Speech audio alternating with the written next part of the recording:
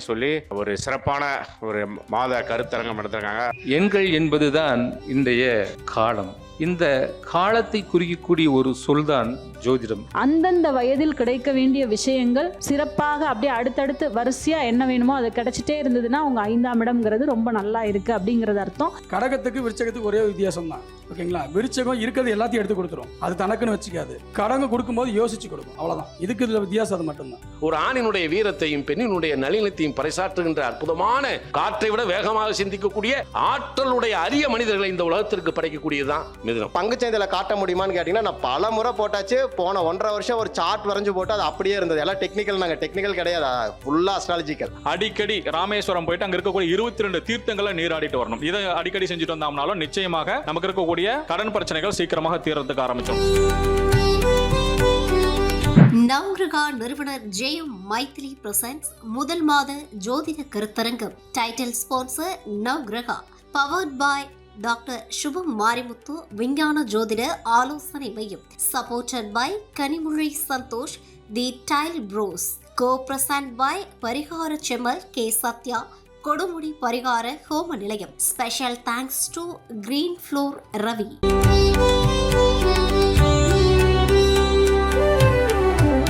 குழுவில் பயணிக்கும் அனைவருக்கும் பணிவான வணக்கம். பரமத்திவேல் சந்தன் பேசுகிறேன். இந்த நவகிரக ஜோதிடத்தை இன்றைக்கு முதல் கருத்தரமாக இந்த கோவை மாநகரில் சரவணப்பட்டியில் இந்த கருத்தரங்கம் மிக சிறப்பான முறையிலும் மிக நேர்த்தியான முறையிலும் நல்ல ஒரு ஜோதிடர்களை வைத்து இந்த முதல் கருத்தரங்கம் மிக அருமையாக அமைந்த ஒரு தருணத்தில் நானும் இதில் கலந்து கொண்ட ஒரு பெருமையாக கருதுகிறேன். இந்த கருத்தரங்கத்திற்கு இந்த வருகை புரிந்த அனைத்து ஜோதிட சொந்தங்களுக்கும், இந்த கருத்தரங்கத்தை அமைத்து கொடுத்த ஜோதிட சொந்தங்களுக்கும் அனைவருக்கும் ஒரு நன்றியை தெரிவித்துக் கொள்கிறேன். ஏன்னா இந்த மாதிரி ஒரு கருத்தரங்கத்தில் நம்ம ஒவ்வொரு ஜோதிடரும் கலந்து பேசிக்கொள்வதிலே ஒரு பெருமையாக கருதுகிறோம். ஒவ்வொருத்தரோட கருத்து ஒவ்வொருத்தருக்கும் ஒரு மாற்றத்தையும் ஒரு பொருதியலையும் உண்டாகும் கண்டிப்பாக. அப்படிங்கும்போது இன்றைக்கு இந்த கருத்தரங்கத்துக்கு எனக்கு ஒரு பேச ஒரு வாய்ப்பு அளித்திருக்காங்க. அதாவது இந்த தலைப்பு அவங்களே தான் எனக்கு கொடுத்தாங்க. தலைப்பு என்று பார்க்கும்போது ஒரு எளிமையான தலைப்பு தான். அதாவது செவ்வாய் தோஷம், ராகு தோஷம் உண்மையா அப்படின்னு கேட்டிருக்காங்க. இதை எங்கே நம்ம உண்மையா பொய்யா அப்படிங்கிறத போய் பார்க்கும்போது ஜோதிடர்கிட்ட தான் எல்லாம் திணிக்கிறாங்க கொண்டாந்து. ஆனால் இது அதிகமாக பேசுகிறதே மக்கள் தான் பேசுகிறாங்க. எப்படி பேசுகிறாங்கன்னா, இப்போ நான் சமீபத்தில் திருமண தகவல் மையத்துக்கு ஒரு ஜாதகம் பதிவிட போயிருந்தேன். அந்த ஜாதகம் பதிவிடும் போது அந்த ஜாதகத்துக்கு உண்டான ஒரு டீட்டெயில்ஸ் அவங்களே கொடுத்துட்றாங்க. இந்த ஜாதகத்தில் உங்களுக்கு செவ்வாய் தோஷம் இருக்குதுங்க, ராகு தோஷம் இருக்குதுங்க அப்படின்னு அந்த பதிவிடும் போதே அந்த ஜாதகத்தை அவங்க டிக் பண்ணி கொடுத்துட்றாங்க. இந்த தோஷத்தை திருமண தகவல் மையங்களாக ஆழமாக மக்கள் மத்தியில் பதிவிட்டாங்கன்னு வச்சுங்களேன். அப்போ இது புரோக்கர் மத்தியிலும் அதிகமாக அது பேசக்கூடிய ஒரு நிகழ்வாக இருக்குது. ஆனால் இது கடைசியாக ஜோதிடர்கள் ஜாதகத்தை பார்க்கும்போது இந்த செவ்வாய் தோஷம்னா என்ன, ராகு தோஷம்னா என்னன்னு ஒரு மக்கள் இதை ஜோதிடத்தை நம்பிக்கை உள்ளவங்க ஒரு ஜோதிடர்களை நாடி அவங்க ஒரு விளக்கம் கேட்குறாங்க. ஐயா, எங்களுக்கு பையனுக்கு செவ்வாய் தோஷம் இருக்குதுங்கிறாங்க, ராகு தோஷம் இருக்காங்க, இது உண்மையாக இது என்ன பண்ணும் அப்படிங்கிறாங்க. இப்போ செவ்வாய் தோஷம்னா என்ன, ராகு தோஷம்னா என்ன, அதோட தன்மைகள் என்ன, அதோட உண்மைகள் என்ன அப்படிங்கிற ஒரு தன்மை தான் இப்போ எனக்கு கொடுத்துருக்காங்க இந்த தலைப்பாக. அப்போ ஒரு ராகுங்கிற கிரகமும் கேதுங்கிற கிரகமும் 180 டிகிரிக்குள்ள தான் பயணிக்கும். அதாவது 1ஆம் இடத்துல இருந்தால் அடுத்து 7ஆம் இடத்துல இருக்கும். ராகு 1ல் இருந்தால் கேது 7ல் இருக்கும், கேது 1ல் இருந்தால் ராகு 7ல் இருக்கும். இப்போ 1ஆம் இடத்துல 7ஆம் இடத்துல இருந்தால் ராகு கேது தோஷம் உண்டு. அதே மாதிரி 2ஆம் இடத்திலும் 7ஆம் இடத்துல இருந்தால் ராகு கேது தோஷம் உண்டு. மற்ற இடத்துல இருந்தால் தோஷம் பெருசாக பாதிக்காது. ஏன் இதை சொன்னாங்க அப்படின்னா, ராகு கேது என்ற ஒரு கிரகம் ஒரு மனிதனை வசியப்படுத்தக்கூடிய ஒரு தன்மை ராகு கேதுக்கு மட்டும்தான் உண்டு.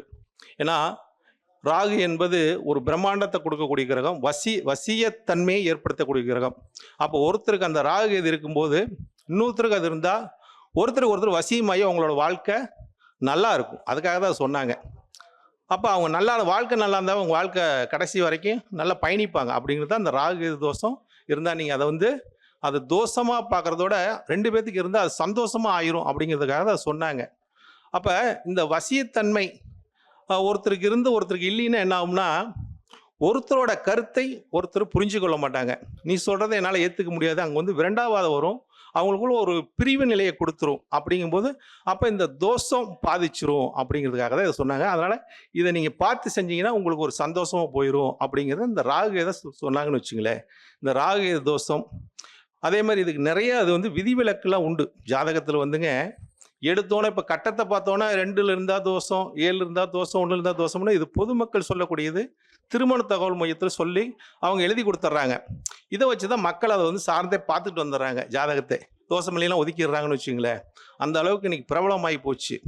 அப்போ இது ஜோசியர்கிட்ட போகும்போது தான் அது தோஷம் இல்லையான்னு அவங்க சொல்லுவாங்க. ஏன்னா அந்த ராகு அமர்ந்த வீட்டின் அதிபதி ஒரு ஆட்சி பெற்றிருந்து ஒரு உச்சம் பெற்றிருந்து அது ஒரு சுபகிரகமாக இருந்து சுபகிரக சாரத்தில் இருந்தால் அது மிகப்பெரிய யோகத்தை கொடுத்துருது. ராகு திசையில் நிறைய பேர் கோடீஸ்வரன் ஆகியிருக்காங்க. அதே மாதிரி புண்ணியசாமி அவர்கள் சொன்னார், கேது அமர்ந்த வீட்டின் அதிபதி சாரத்தின் அதிபதிதான் பலம் பெறக்கூடாது, பலம் இழக்கணும் அப்படின்னு சொன்னார். ஏன்னா அது பலமாக இருந்துச்சுன்னா அவங்களோட வாழ்க்கை அது வந்து சன்னியாசி நோக்கி போயிடும். பலம் இருந்துச்சுன்னா அவங்க வாழ்க்கை நல்லா இருக்கு அப்படின்னு சொன்னார். அவர் ஒரு புதுமையான கருத்தை இன்னைக்கு நமக்கு சொல்லிட்டு கொடுத்தாரு. அது மாதிரி இந்த ராகு கேது அமர்ந்த வீட்டின் அதிபதி பாவகிரகத்தோட சேராமல் பாவகிரக வீட்டில் இல்லாமல் இருக்கும்போது அவங்களுக்கு பெருசாக தோஷங்கள் பாதிக்காது. இருந்துச்சுன்னா அவங்களுக்கு தோஷம் அதிகமாக இருக்கும். இதை வந்து மக்களுக்கு புரியாது, ஜோதிடர்களுக்கு மட்டும்தான் சொல்ல முடியும், அவங்களுக்கு தான் அது தெரியும். அதனால் நீங்கள் உங்கள் மகனுக்கோ மகளுக்கோ பிள்ளைங்களுக்கோ திருமண பொருத்தம் பார்க்கும்போது பொதுவாக திருமண தகவல் மையத்தில் கொடுக்கக்கூடிய ஒரு விஷயத்தை இது தோஷம்னு சொல்லும்போது அதை தோஷம்னு நம்பாமல் நீங்கள் நல்ல ஒரு ஒரு ஜோசியரை நீங்கள் பார்த்து அந்த ஜாதகத்தை பார்த்துட்டு பொருத்தம் பார்க்கும்போது பொறுமையாக போய் பாருங்கள். அவசரப்படுத்தாதீங்க, ஜோசியரை டக்குன்னு பார்த்து கொடுங்கன்னு சொல்லாதீங்க. ஜாதகம் பார்க்குற மாதிரியே அந்த 2 ஜாதகத்தை பார்த்துட்டு அப்புறம் நீங்கள் அது வந்து தோஷம் இருக்குதா இல்லையான்னு அவங்க சொல்லிடுவாங்க கண்டிப்பாக. ஏன்னா இன்றைக்கி எல்லாத்தையும் ஆராய்ச்சி பண்ணி தான் ஒவ்வொருத்தரும் ஒவ்வொரு கருத்தை சொல்கிறாங்க. அதனால் அந்த மாதிரி கருத்து சொல்லும்போது நமக்கு ஒரு உண்மை நிலை தெரிஞ்சுக்கலாம். அப்போ ராகு எது உண்மையா பொய்யாங்கிறத நீங்களே புரிஞ்சுக்கலாம். அதான் வந்து ஒரு ஜோசியருக்கும் ஒரு திருமண தகவல் மையத்தில் சொல்கிறதுக்கும் ஒரு புரோக்கர் சொல்கிறதுக்கும் ஒரு வித்தியாசம் இருக்குதுன்னு வச்சுங்களேன். அப்போ இது தோஷமா இல்லையா என்பது சொல்கிறது ஒரு ஜாதகத்தை பார்த்ததுக்கு அப்புறம் தான் அது சொல்ல முடியும். அதே மாதிரி அது பாதிச்சிருந்தா தான் தோஷம், பாதிக்கலைன்னா தோஷம் கிடையாது. இந்த ராகு எதுக்கு உண்மையான விளக்கமே இதுதாங்க. அடுத்தது இந்த செவ்வாய் தோஷம் எங்கிருந்தா தோஷம் அப்படிங்கிற மாதிரி செவ்வாய் அதாவது ஜாதக கட்டத்தில் 5 இடத்துல இருந்தால் தோஷம். ஏன் இந்த 5 இடத்துல மட்டும் தோஷம் சொன்னாங்க? அந்த 5 இடமும் ஆட்சி பெற்றிருந்தாலும் உச்சம் பெற்றிருந்தாலும் நட்பு பெற்றிருந்தாலும் சுபகிரகத்தோட சேர்ந்து இருந்தாலும் தோஷம் இல்லைன்னு சொல்கிறாங்க. அதே மாதிரி செவ்வாய் நீசம் பெற்றிருந்தாலும் தோஷம் இல்லைங்கிற. ஆனால் செவ்வாய் நீசம் பெற்றிருந்தா பலத்தை இழக்கிறார். செவ்வாய் பலம் இழக்கூடாது. யாரோட ஜாதகத்தில்? ஆணோட ஜாதகத்தில் இழக்கூடாது, பெண்ணோட ஜாதகத்தில் இழக்கூடாது அப்படிங்கிற ஒரு தன்மை இருக்குது. இப்போ செவ்வாய் எங்கே இருந்தால் தோஷம் அப்படின்னா ஒரு ஜாதகத்தில் லக்கணத்தில் இருந்தால் தோஷத்தை நிர்ணயம் பண்ணுறோம். அப்போ 2ஆம் இடத்துல செவ்வாய் இருந்தால் அது வந்து குடும்ப தோஷமாக மாறிடும், வாக்கு தோஷமாக மாறிடும், பொருளாதார தோஷமாக மாறிடும்.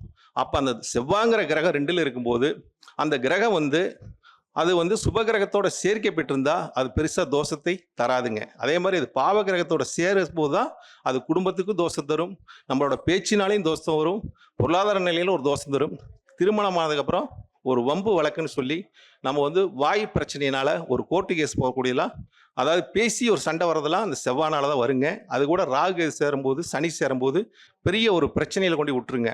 அப்போ அவங்களாம் அப்படி இருக்கும்போது அந்த நிலையில் நீங்கள் வந்து கையாளாமல் இருப்பது, அதாவது அந்த பேச்சில் நீங்கள் அதிகம் உங்களோட வாக்கு இதெல்லாம் உபயோகப்படுத்தாமல் இருப்பது, அமைதியாக இருப்பது நல்லது. அப்போ இது ஒரு சுபகிரகம் பார்த்துச்சு. சுபகிரகம்னா சுக்கிரன் பார்த்தாலும் குரு பார்த்தாலும் புதன் பார்த்தாலும் சந்திரன் பார்த்தாலும் இதெல்லாம் உங்களுக்கு ஒரு நன்மை தான் அளிக்கும், தோஷம் கிடையாது. அடுத்ததாக செவ்வாய் ஒரு 4ஆம் இடத்துல இருக்குன்னு வச்சுங்க. 4ஆம் இடம் என்ன? நம்மளோட அதாவது சுகஸ்தானமே 4 தாங்க. வண்டி வாகனம், கட்டடம், வீடு, பூமி இதெல்லாம் அதாவது 4ஆம் இடத்துல செவ்வாய்ங்கிற ஒரு கிரகம் நல்லா இருந்தாவே அந்த ஜாதகத்துக்கு உறவு முறை நல்லா இருக்குன்னு சொல்கிறான்.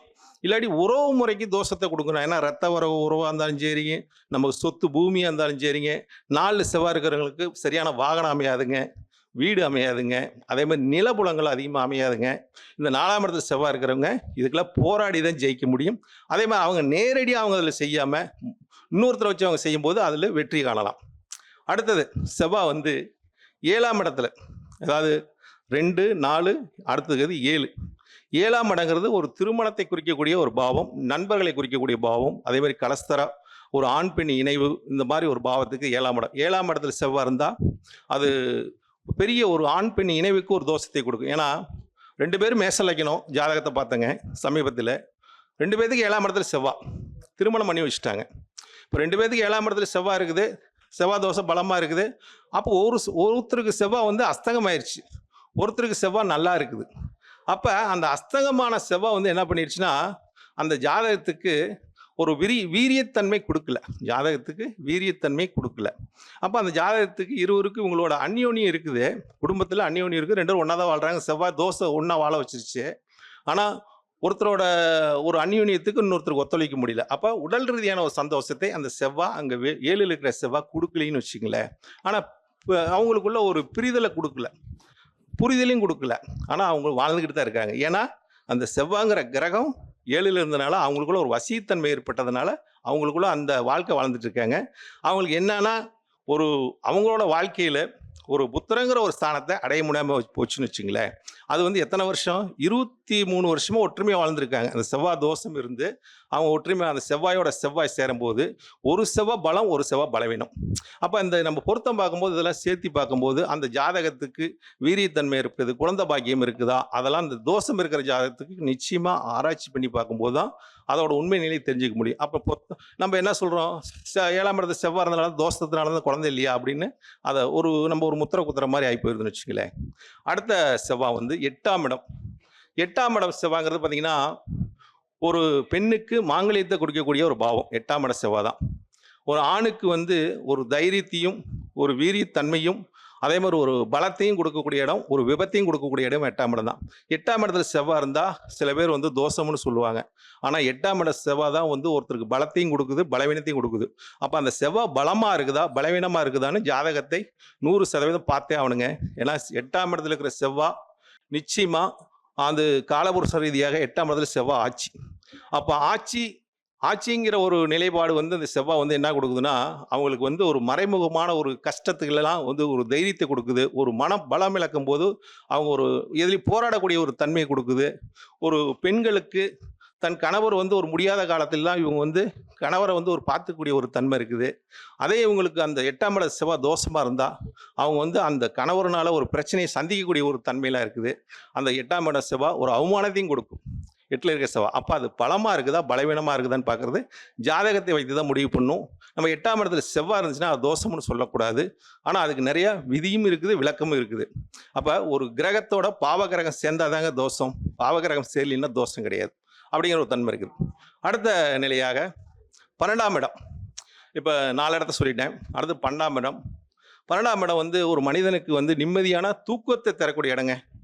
அந்த தூக்கத்தை தரக்கூடிய இடத்துல போய் செவ்வாய் உட்காந்து தூக்கத்தை தருவாரா? இரவு பகலாக வேலையை பார்ப்பார். அதாவது மனிதனுக்கு தூக்கமே இருக்காது. செவ்வாய் 12 இருந்தால் நெருப்பு கிரகம், உஷ்ண கிரகம்.